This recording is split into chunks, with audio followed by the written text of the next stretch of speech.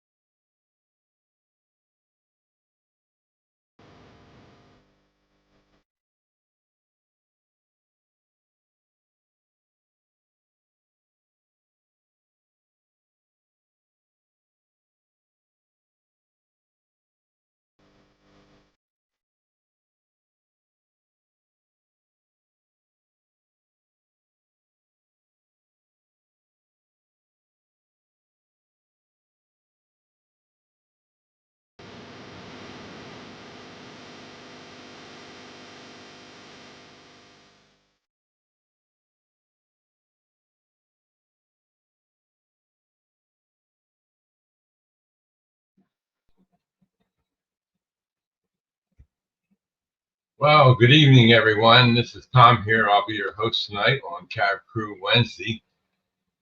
And I'd like to thank everybody for stopping in.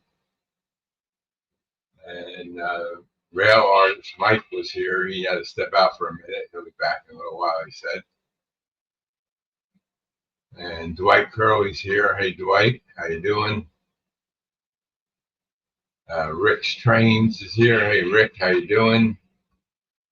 Tammy and Ray are here. Hey, Tammy, how are you doing? Happy birthday to you. And that's about it. Oh, and John from Schuylkill Valley Railroad. Hey, John, how you doing?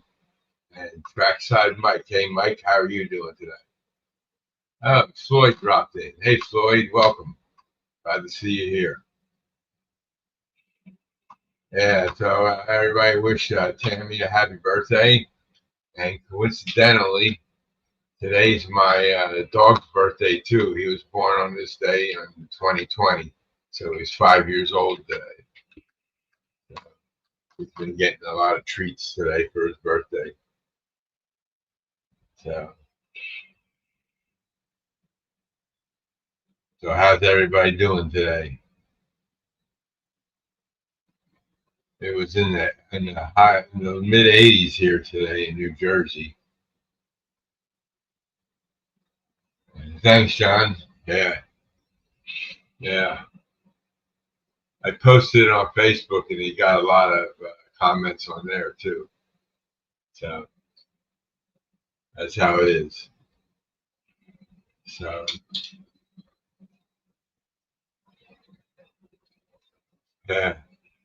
yeah, he's a good dog. He always keeps me company here. Lots of storms, Mike. Yeah. Well, you can keep the rain up there in Canada, Mike. We've had enough here in New Jersey. Thanks, Dwight.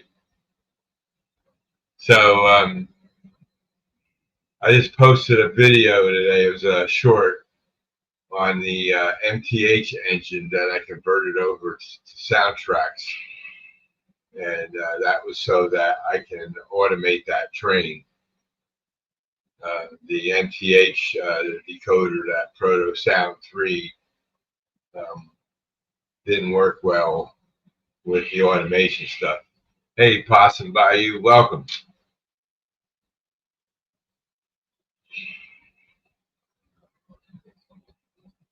Marlin Crane, very nice.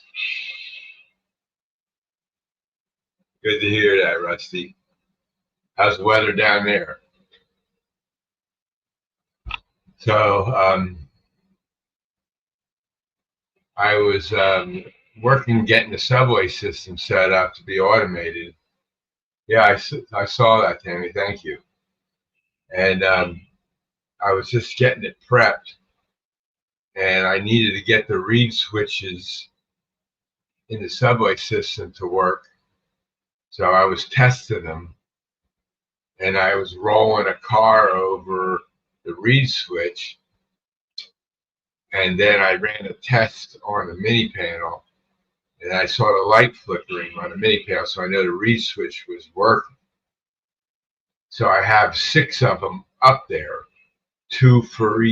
one for each track, and there's 3 train stations for the train to stop. So that's 6 reed switches in total. So out of the 6, I got 4 working, and the other 2 wouldn't work. I couldn't figure it out.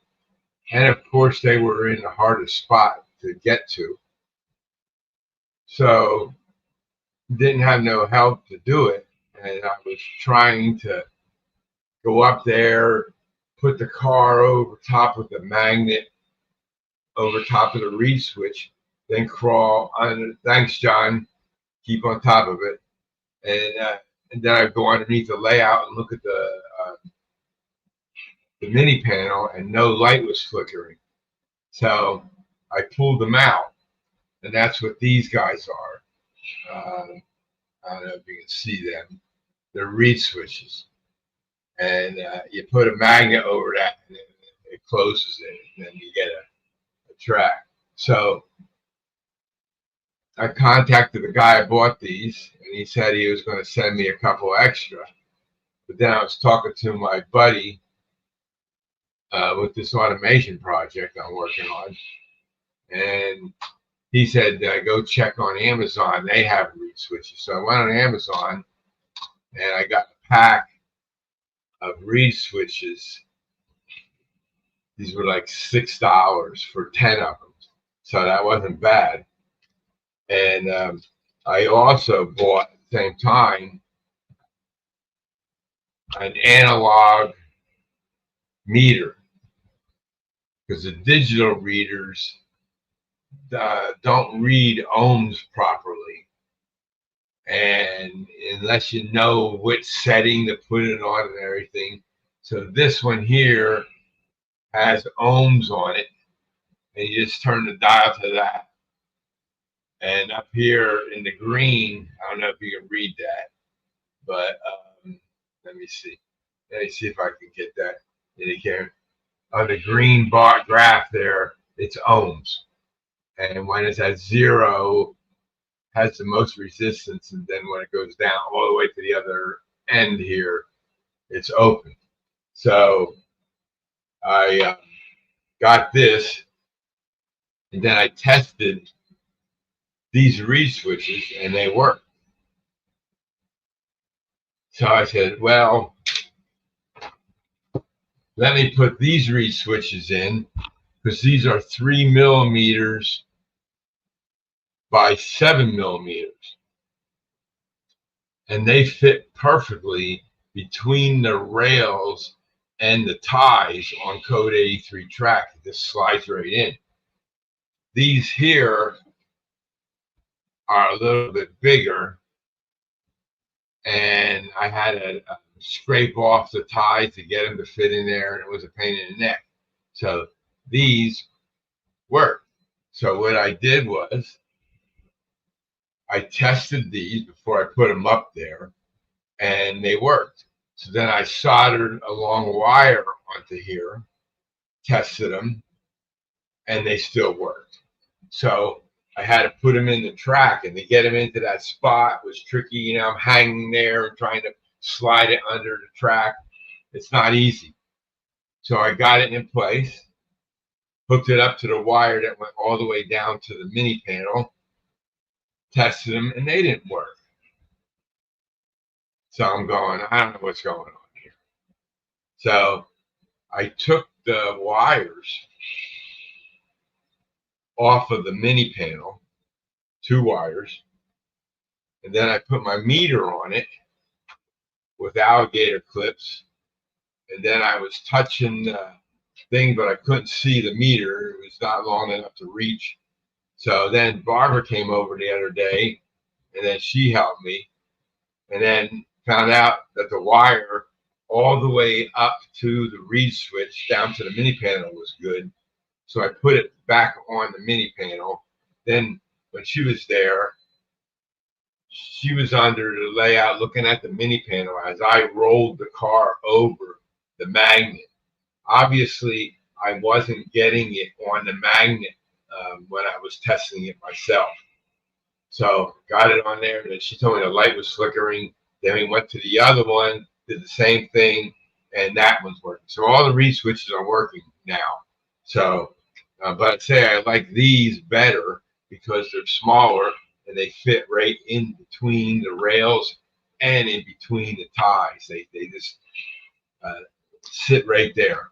So you just solder the wires on and drop them down, and you're good to go. So I got that tested, and they're ready to go. So that's why I was converting over the MTH engine so that they would run with the mini panel by pushing the button, because they use this DCS system and they're not very DCC friendly, if you will. So got rid of the in the engine. These are the parts that I took out of the MTH engine. Okay, and you got the decoder. That's the Proto Sound 3 decoder. This is a daughter board. I had 3 capacitors soldered onto it. Then the wires ran across, and then I had a connector plug, and that connector plug plugged into this decoder. And then that decoder was on a bracket, which I used for my setup. I'll tell you that in about a minute. And then these are the lighting boards for the MTH. You got 3 lights on the top, and you got 2 ditch lights on the bottom. So these, and they're duplicate on both ends, right? So these wires were connected to each other, and it ran across, and the wire management was clean and everything. So I cut them in half. Then I took a 9-volt battery with a resistor on one side, and then I had the plus and the minus on the battery, and then I started touching wires, and then I got the lights on. I found out which one was the common wire, which was this wire here, was the common wire, and these 3 wires were the 3 lights on the top. So I said, okay, good. Now I know I can put the common wire on the front light port on the decoder buddy. So I put decoder buddies in with the Soundtrack's 21-pin decoder that pins right into the decoder buddy. So you do all the wiring on the decoder buddy. You don't even do anything with the 21-pin decoder. So this goes, the common wire here goes to the front light port, which is A0F on the decoder buddy.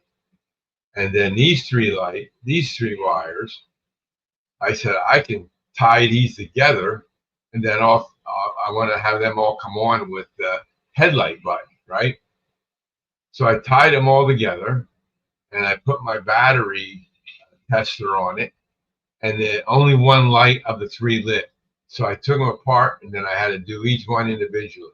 So in order to do that, plus the 2 lights for the dwarf lights had 2 wires. So that's 1, 2, 3, 4, 5 wires.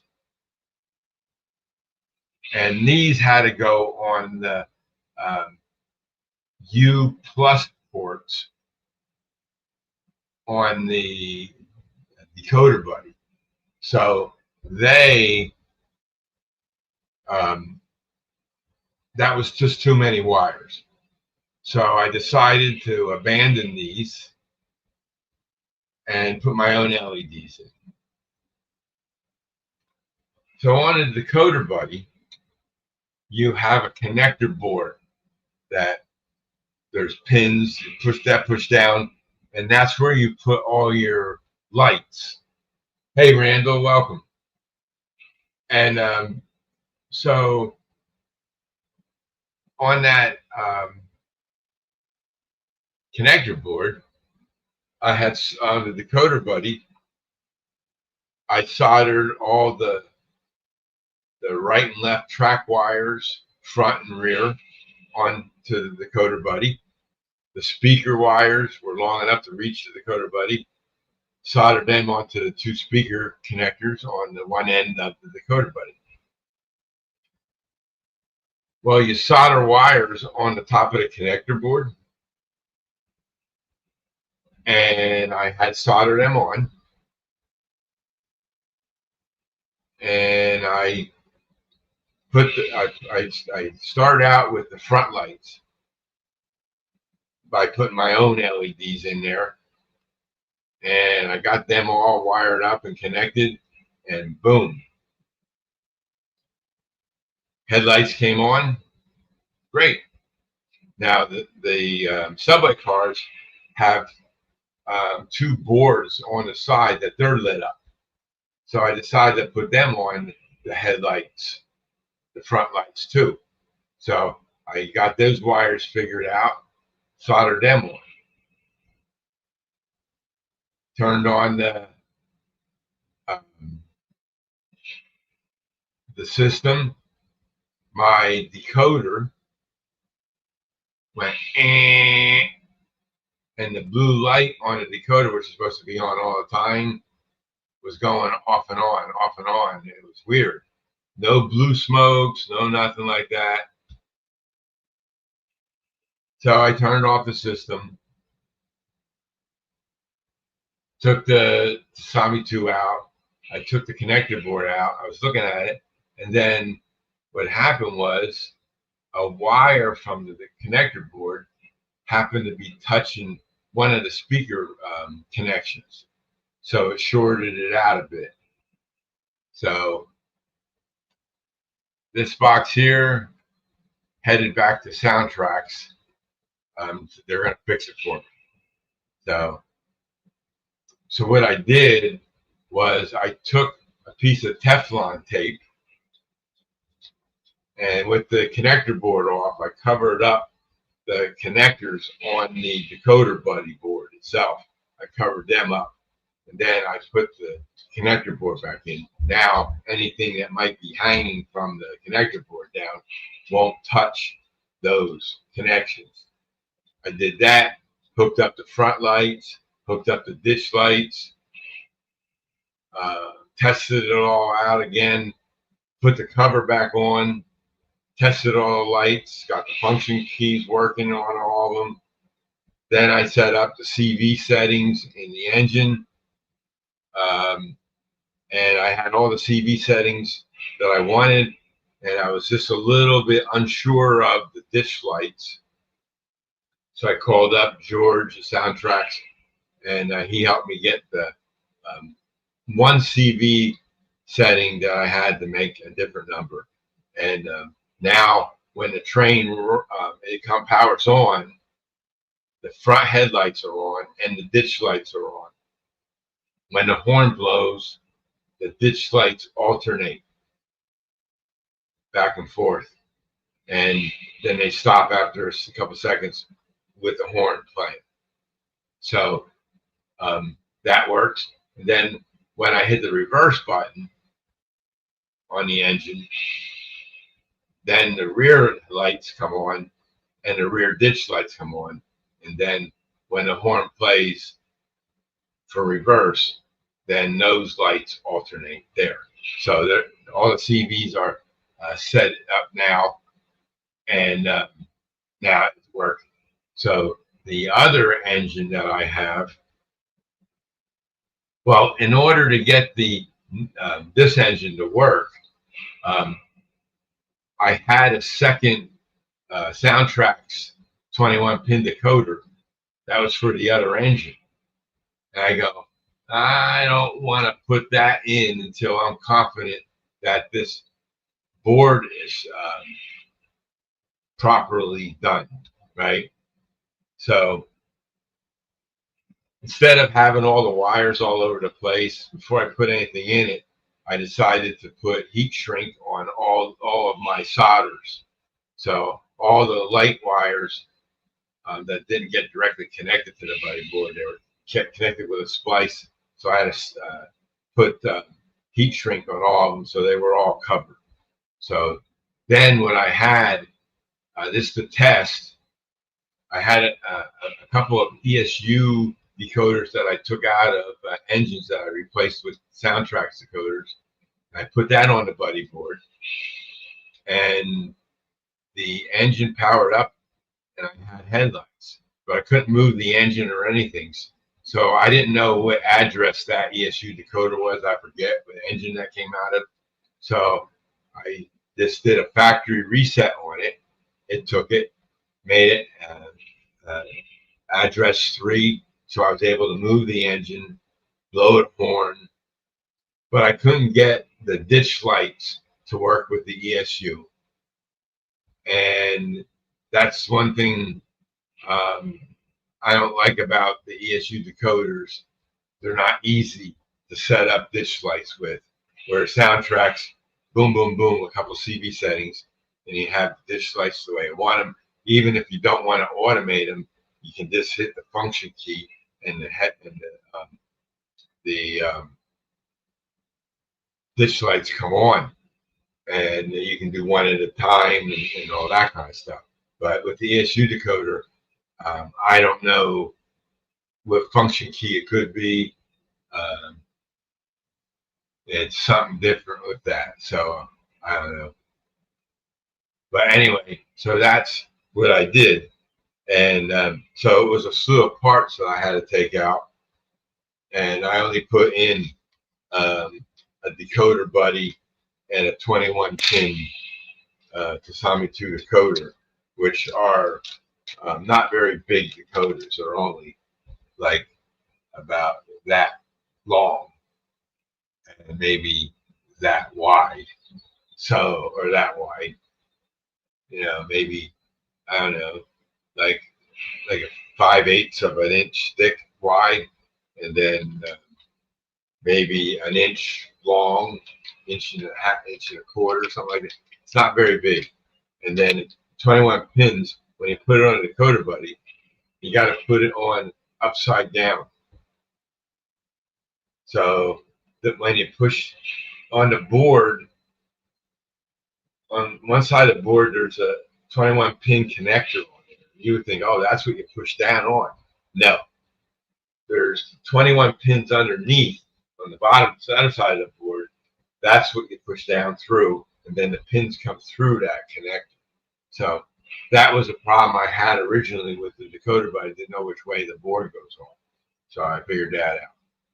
And so that engine is now working, and I didn't have enough time after I got that working and putting that video out to get the train to run on the layout. So that'll be tomorrow's test, to try that, see how that runs around. And then I can test the automation of that train after I run it around the loop a couple times and see how it works up there. And then the other engine, I can take that off the layout and prep it. And then the only thing I have to do is wait for this decoder to come back, and then just put the decoder in, and then it'll be ready to go. So I can test, get all the lights hooked up and everything like that.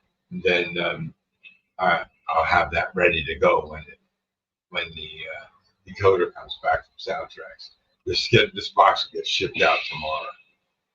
So on the layout, I bought these things here. This is,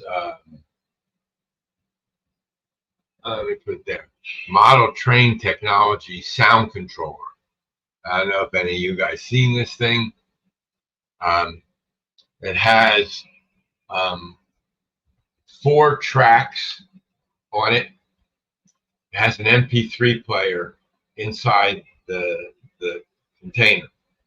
It has a speaker inside the container. Hey Todd, welcome. How you doing?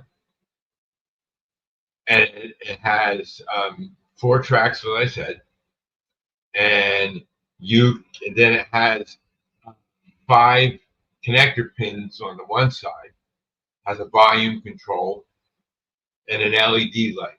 So when the LED light is lit, you know the track is playing, right?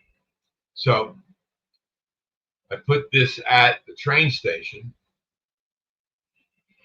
and I did some recordings, and I like to have the train, say, arriving and departing announcements at the train station for the train coming and going. So I recorded the sounds on my computer, played them back. They sounded great. I put them on this device, and I have this device. You can put a 12-volt power supply into this device, or you can hook it up to your DCC track power. And so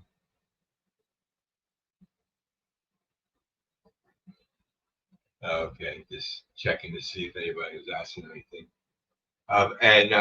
Hey, James, welcome. So in the DCC system, you push the button, and then the light flickers.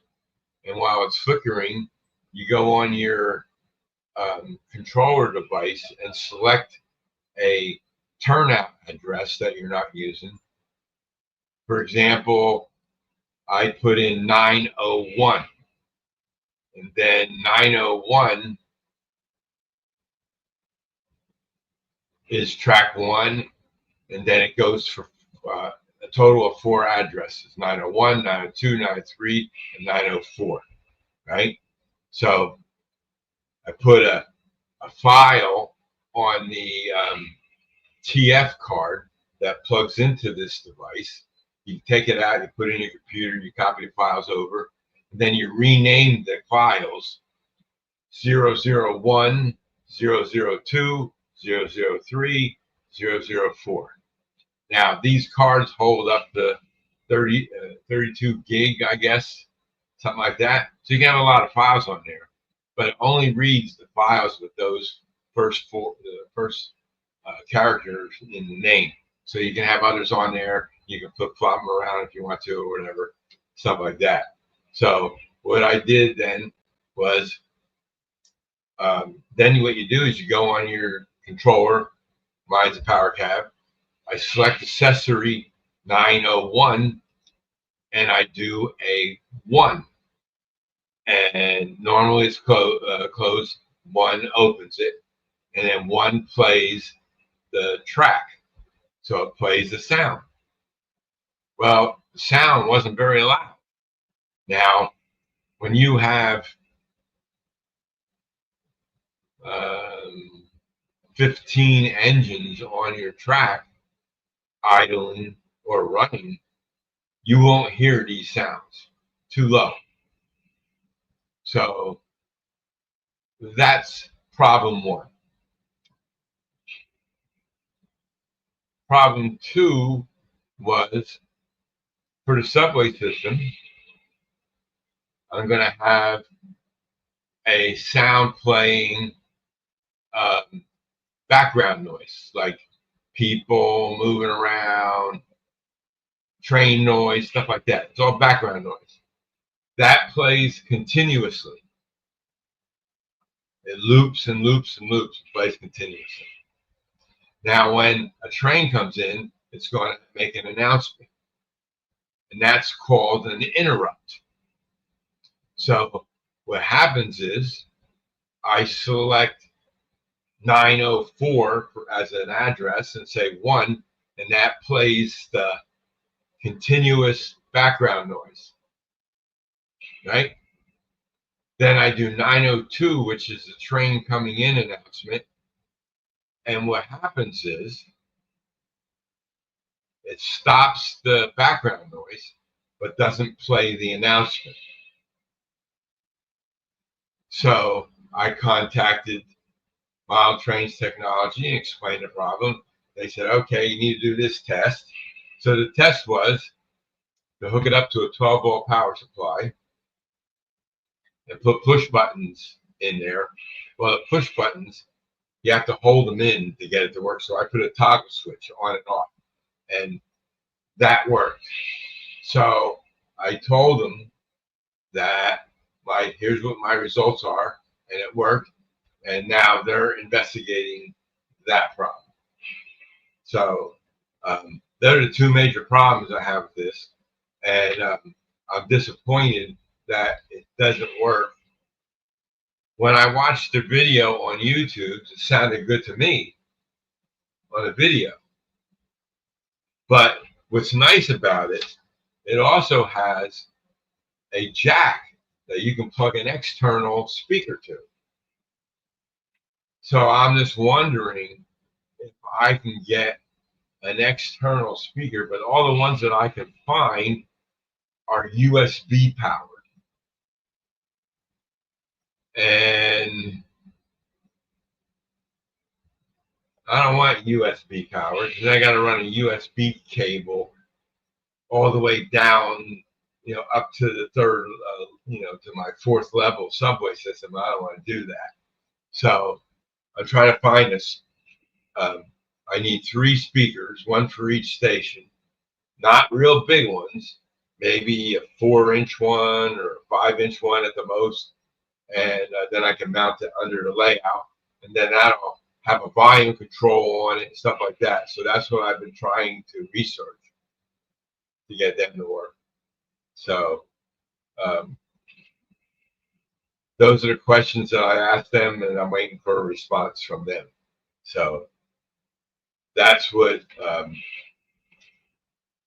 this project is. And I was hoping to get that working and everything. And I set up in the mini panel to change the turnout numbers that were in these devices. And the train ran around, came to the train station, it announced that the train was arriving.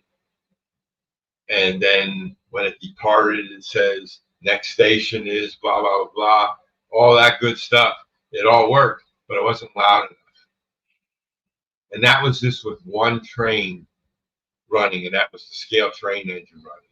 So, yeah, sometimes it is, Todd. It gets complicated sometimes.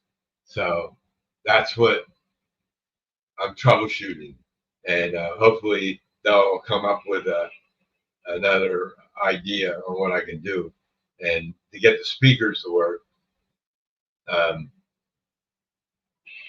We'll see what happens. So before I go into my little eBay rant, thanks, Steve.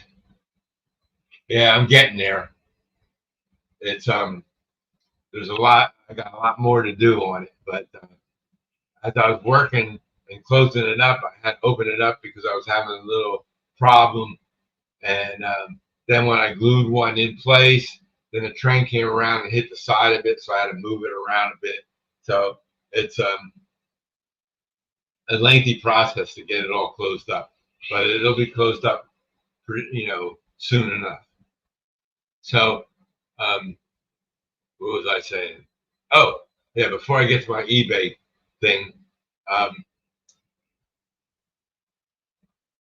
I was working on a new siding. I did a video of it, and my grain mill, I added 2 silos. Sometimes it is, James. Sometimes it is. Maybe that's up there, not down here. It isn't. I look at each order before I decide whether it's worth paying the shipping or not. So anyway, I'll get back to the eBay thing in a minute. This is a question for everybody. I got a turnout, and it's controlled by a COBOL IP or a tortoise machine. It doesn't matter. What I have a question about is on the turnout, I'm protecting it by three, that's number 3, dwarf signals. So I have a signal on the diverging track, and then two signals out on the main line, right? And the one is facing the train coming this direction, and the other one's facing the train coming that direction, right? Now on the turnout, you only can turn in from one direction, right? So when the turnout is set up and the dwarf signals are there, and it's straight through, both dwarf signals are green, and the diverging signal is red. Okay. When you change the turnout to diverging track, the diverging dwarf signal becomes green, and both of the signals on the outside come red. And I was looking at this, and I said, at the red signal, the train's going to stop before it goes into the diverging track. I'm saying it should be green. So all my turnouts are controlled on JMRI, and the signals are all on JMRI, and all the NCE lights are there. But I'm wondering what you guys think. Is it proper for the signal on the main line to be green so it can go either straight through or through the dwarf signal? I mean, through the diverging track. What's your guys' thoughts on that? So let me see what kind of responses I get on that. If I need to clarify it any better, give me a heads up.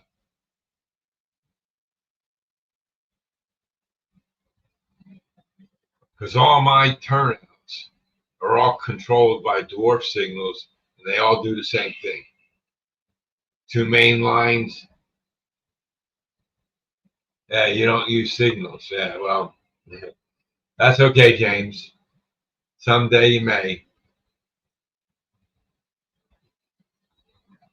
And so it's so I'm thinking it needs to be green. So like I said, all my turnouts are the same way. They all have dwarf signals, 3 dwarf signals, and 2 main lines are green, and the diverging is red, and it switches to that one's green, and 2 main line are red. And I'm thinking the direction that it's coming in should be green. So I don't know. So I did find in JMRI how to set that signal to stay green. So I have to test it yet by pushing the button to make the turnout move back, move and go to the diverging track and back and forth and see how the lights react. Then I'll do it on all my turnouts. It's just a matter of changing the setting in the one dwarf signal. Or should it be a blinking green or a blinking red?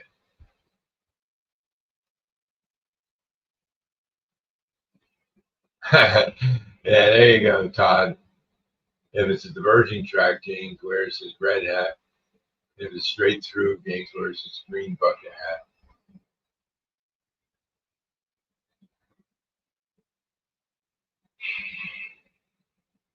Yeah, Rick. That's what I'm thinking too. So I'm going to test it tomorrow when I turn my system on, and see how it plays out, and then we can then I'll change all the other settings um, on all the like 60 turnouts to change. So that's not that many. It's just easy to do in JMRI, this one little setting to change. But I asked the question on the JMRI forum. One guy answered, um, and that didn't lead me to me fixing it. He just answered with a general response type of an answer. And this, I even asked my buddy on JMRI, and he hasn't responded back to me yet either. You know, everybody's busy doing things, so can't expect everybody to stop what they're doing to answer my questions all the time. So anyway, I was going to talk about eBay. Okay, my one train that's there is all oil tank cars, and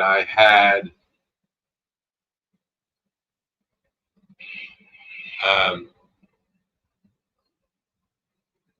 I had 3D printed oil tank cars, but they were S gauge and they weren't HO scale, and I didn't realize it, so I put them on a track.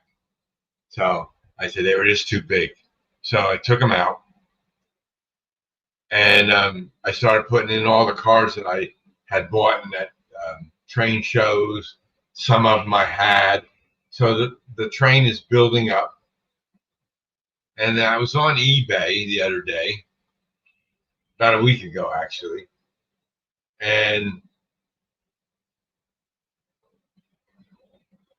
I saw an ad for oil tank cars, and the picture showed 3 tank cars, and they were for $17. I said, great, you know, and it said, oh no, they were $19. Showed 3 oil tank cars, you know, HO scale, and it said make offer.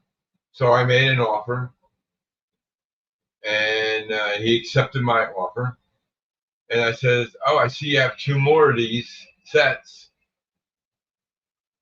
of 3, and I'll tell you what, I'll give you $15 for both. And he said, okay, I'll accept that. And gave me the $15 and the $17 for what I thought was 9 cars. Well, the picture was very deceiving. And it said, you know, I thought whenever I order things from eBay, you know, I look at the photo and I say, that's what I want. And that's what I expect to get, what I see in the photo. And so I wasn't happy, but the cars came. They had metal wheels on them. They had a 1 KD coupler on one end, and the other KD coupler, I don't know what kind it was. I yanked it out and put a KD coupler on it. Hey, Daz, welcome.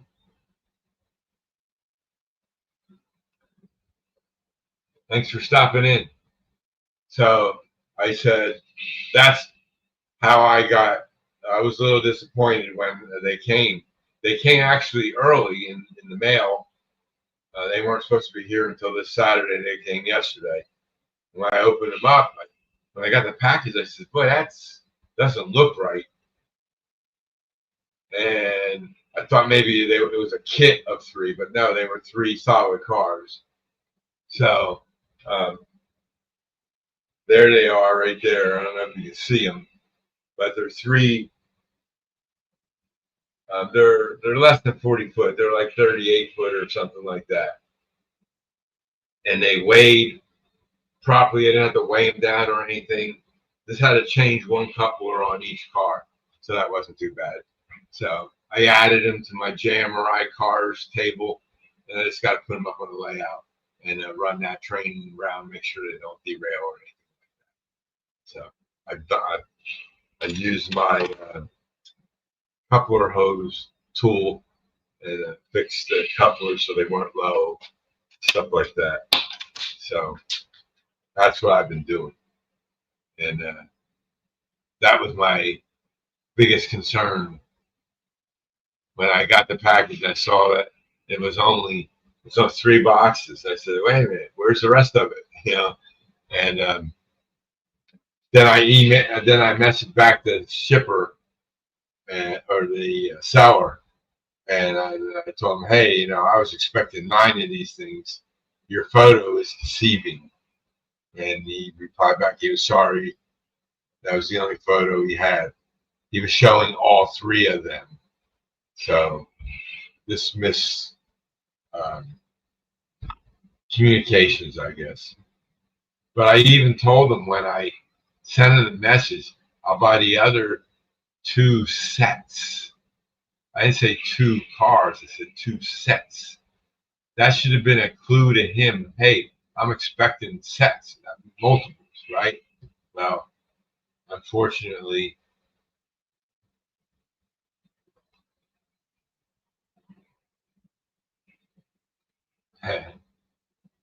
boy, you're funny. So that's how it is. And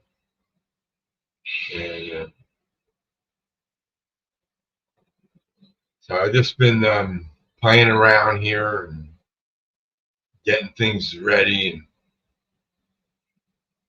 I was glad to get the reed switches problem resolved, and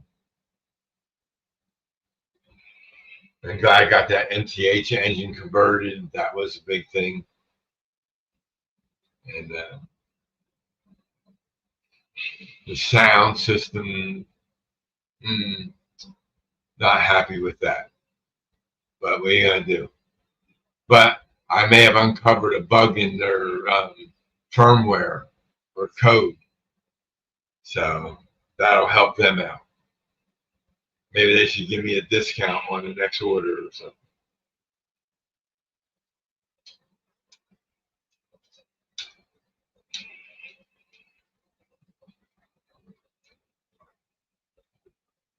Yeah. So how's anybody else working on their layouts lately? Anybody getting anything done? I don't need sound all the time. Well, James, I like automation, and that sound is part of automation. So it plays the sound.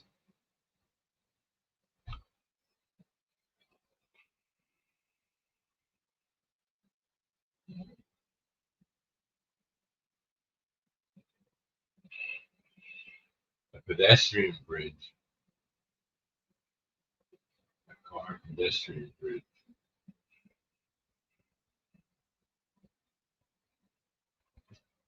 Steve, email me a photo of it. I'd like to see what it is first. I might be able to use it.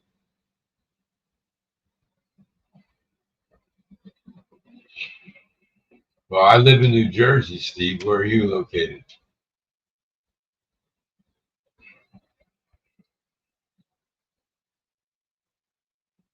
Haven't done anything yet. Well, you're always working, Randall.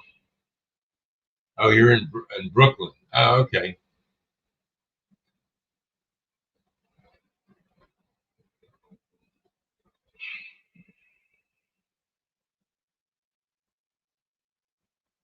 Yeah, yeah, I understand that, James. So, are you near Train World, Steve?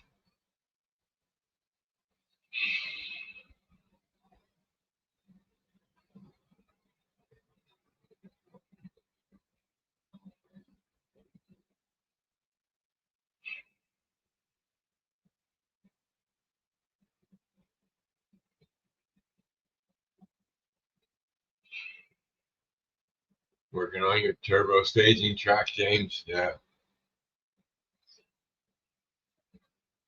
Did you get the track laid yet, or are you still prepping it?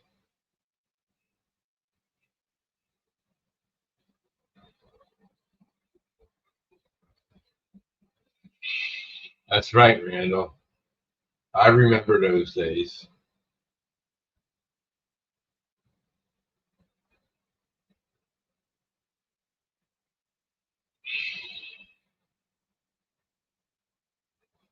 Out of Brooklyn Bridge. Okay.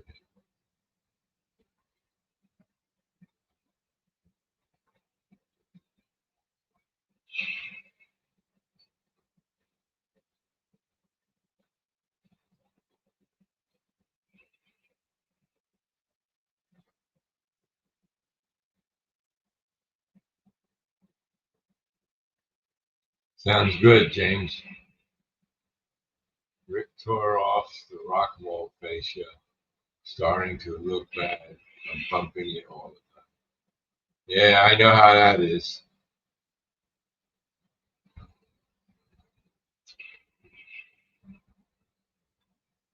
My first level,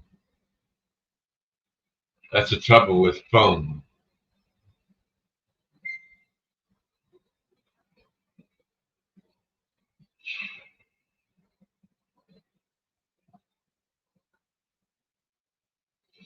So,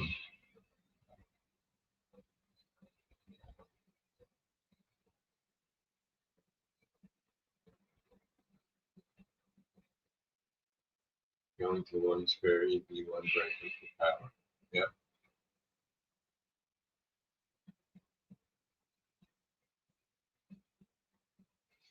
Yeah, James, all my EB1s,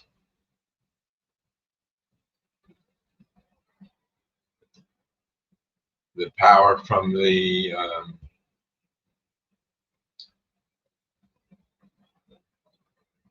boosters or the command station, NCE wise, goes into that, and then the track out goes to the bus lines.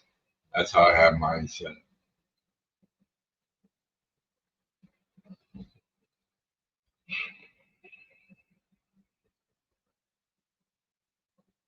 You have one EB1 for each bus line. I have.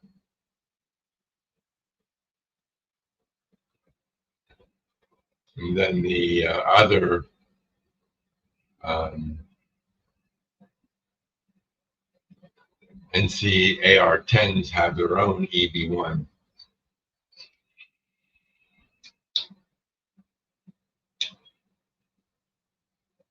You know, they have their own circuit breaker built into those AR10s. So they're on their own bus line. Can't be on the same bus line that you have an EB1 on. That causes problems.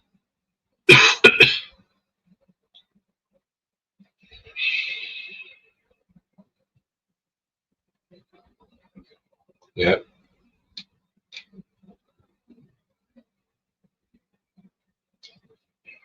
Yeah, I have an EB1 for my yard too. That's on its own bus line, my main yard.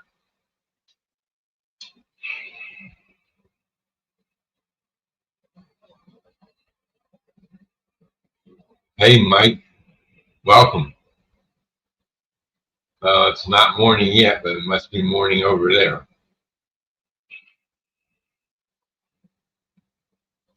Glad to see you in here.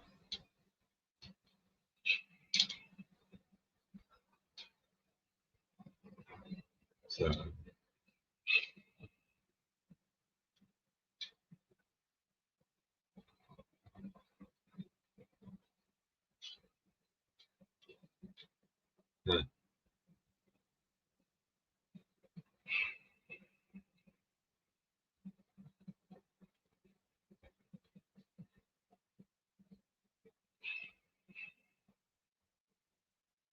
I wonder, did rail artists ever make it back?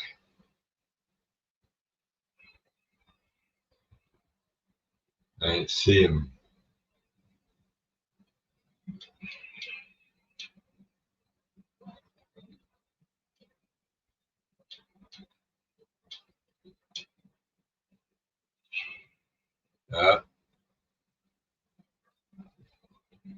19th. Wish you a happy birthday, James.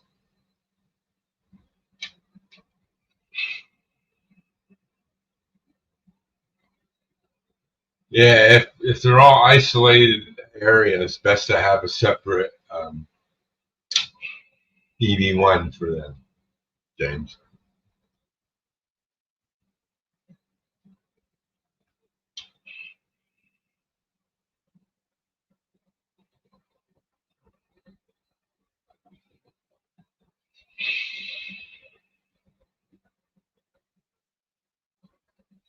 I have 22 different bus lines on my layout.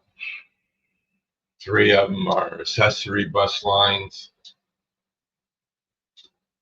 and then the other 19, 18 or 19 are track related bus lines.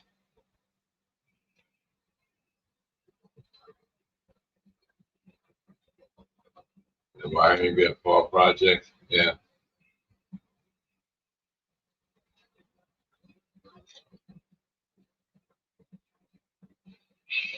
Well, I think you said on your show the other night, James, that it was hot in your basement already, right?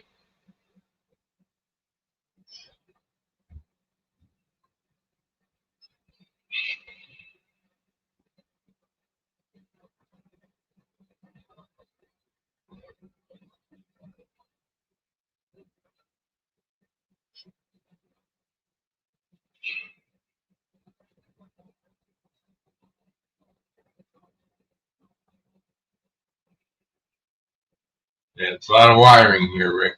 Lots of wiring. It's amazing how it all works.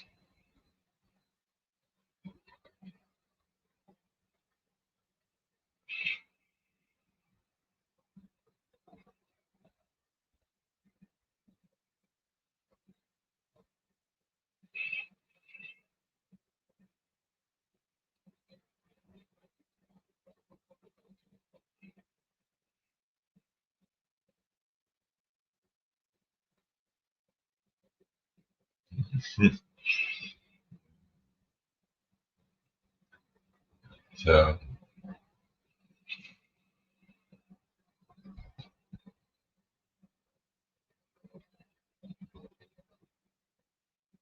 let me see. What can I show you?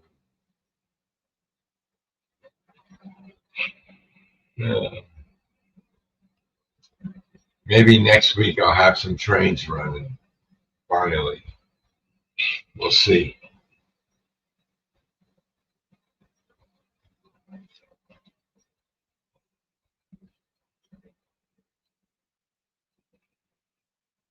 I'd like to have them going before the show starts. Make sure everything's running right. But every time I get ready, the time goes too quick. So hard to do. Try to get everything ready and do things.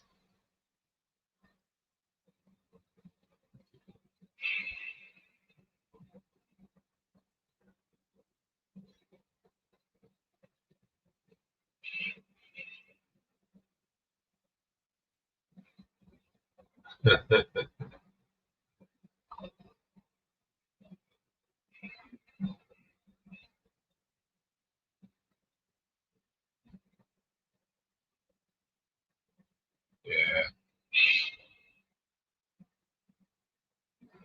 Let's see. Mr. Heath did pop in, did it. I think he's gonna be going live in a few minutes.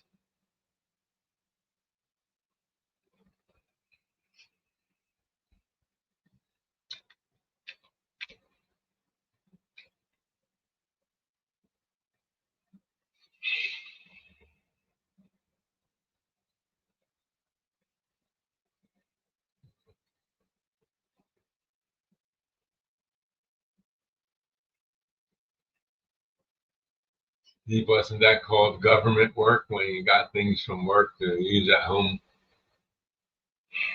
He used to just always call that government work.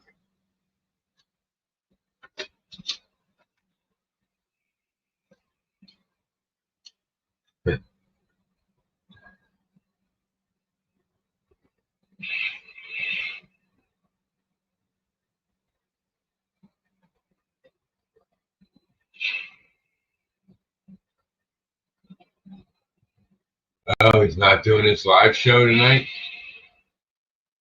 Oh, well.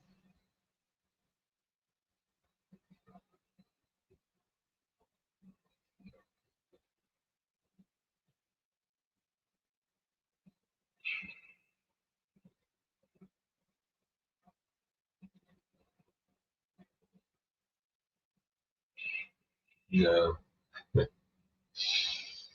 Well, anyway. Oh, one other thing. I just got I went on my YouTube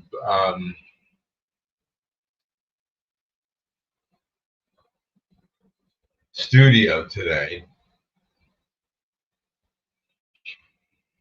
and I got a new achievement, which was a surprise to me. And it said, people are getting hooked on your channel. Congrats on reaching 4,000 hours of watch time. Keep giving them what they want. But when I look on my phone and I go to analytics and stuff, it only shows 1,200 hours of watch time. So if I have 4,000 hours of watch time and I got 509 subscribers, I should be able to be monetized at 500 subscribers now. But it doesn't say that I can be monetized. So how do you get a new achievement on YouTube and not the other? Doesn't make sense. Because if I go on my phone and I go to YouTube Studio and it shows channel analytics at the top in the app, and it says, views, how many views, and then watch time hours. So this is the last 28 days. So if I tap on the last 28 days,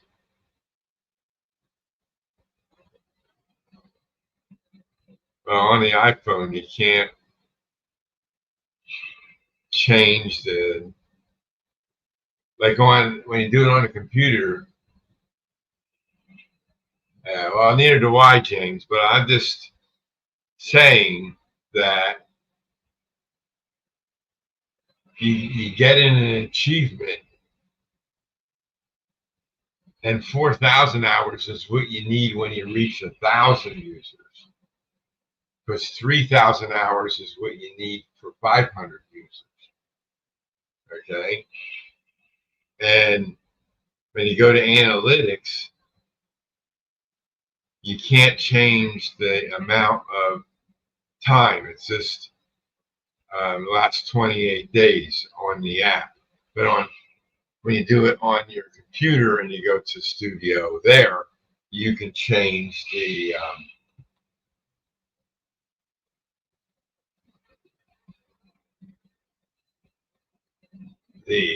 app. You can change the size.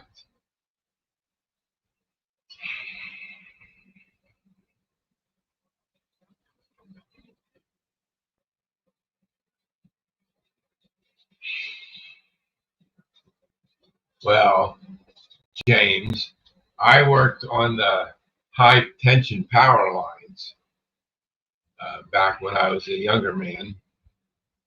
And those towers, like you see on my layout, well, I climbed up those towers with tools to test the devices that we used to make where I worked at to distribute the power. So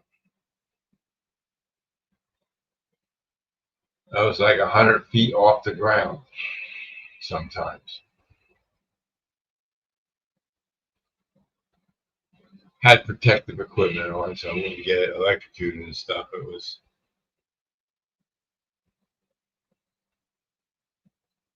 so. But anyway, folks, well, we've been on here for an hour. I like to keep them like an hour or so. If anybody has any other questions for me, let me know. You can always email me or put in the comments on here, whatever question you might have. I'm glad to help you out if I can. And I'd like to thank everybody for stopping in and spending some time with me here. And I hope everybody has a great um, rest of their week and weekend. And we will see you all next time.